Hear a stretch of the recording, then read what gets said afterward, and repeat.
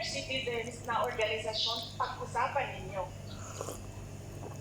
Pag-usapan ninyo, sino ba ang karapat-dapat na umupo dyan sa pwesto. Sa tingin ko po, tayo po, ganyan po ang mindset, pag-iisip natin sa darating na eleksyon at mapabago natin ang mga tao at ang mapili natin ay yung mga karapat-dapat talaga na umupo dyan sa mga posisyon ay meron tayong makikitang pagbabago sa ating bayan sa tulong ninyong lahat.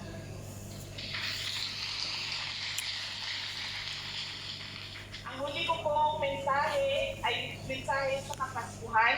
Marami po sa ating mga Katoliko na mga kapatid ay naghahanda na po sa panahon ng Pasko. Ang Pasko po ay panahon ng pagpapatawad, pagmamahalan, at pagbibigay. Forgiving, giving, and loving. Lagi ko pong sinasabi na depende po yan sa tao.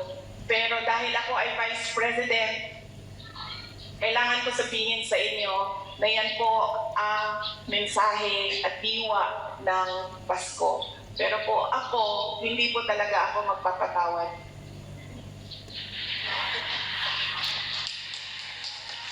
Pero kailangan ko sabihin sa inyo na ang Pasko ay panahon ng pagpapatawad. Nasa sa inyo na yan. Kung magpapatawad kayo, dahil iba-iba naman ang tao eh. Diba? Meron sa atin mabilis magpatawad, meron sa atin matagal, at meron sa atin dinadala na talaga sa hukay ang galit.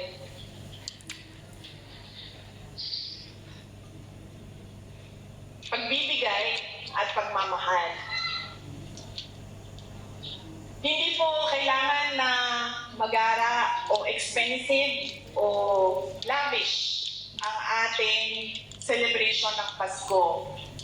Dahil po, ang mahalaga po sa Pasko ay hindi po yung kamahal-mahal na lechon. 15,000, 18,000 na lechon, bandehadong daming pansit. Bumabaha ang kanin. Dahil po, aanihin po natin ang masarap na lechon. Kung yun namang kumakain sa harap natin ay masama ang loob nila sa atin. Di po ba? Aalihin natin yung kasarap na pansit na luto natin kung galit sa atin yung kumakain ng pansit. Galit sa atin dahil meron tayong nasabi, meron tayong nagawa, nagtatampo sa atin dahil merong mali tayo.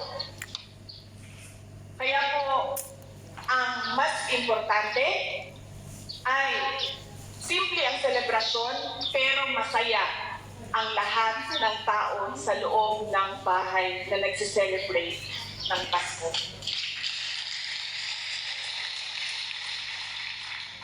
Huwag na po yung mga cake, lechon, pansit, bumabahang kanin. Ang importante po, masaya sila. Dahil hindi po tama ang Pasko, kumakain sila, pero nandoon yung sakit sa loob ng dibdib nila.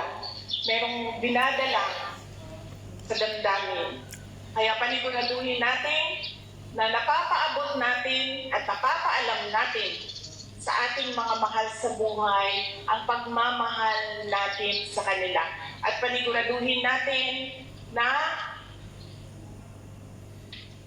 sila ay masaya dahil sa atin.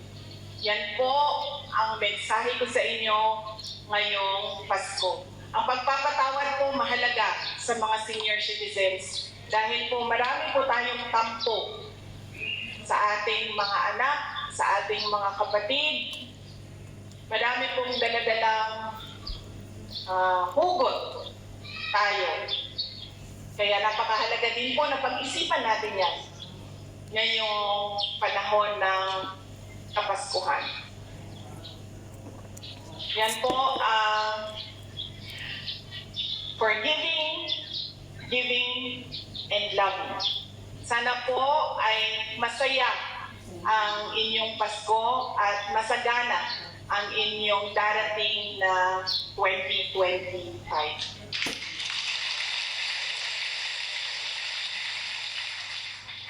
Mga kababayan, ang lahat po ng ginagawa natin ay para sa Diyos, sa bayan, at sa bawat pamilyang Pilipino. Syukran.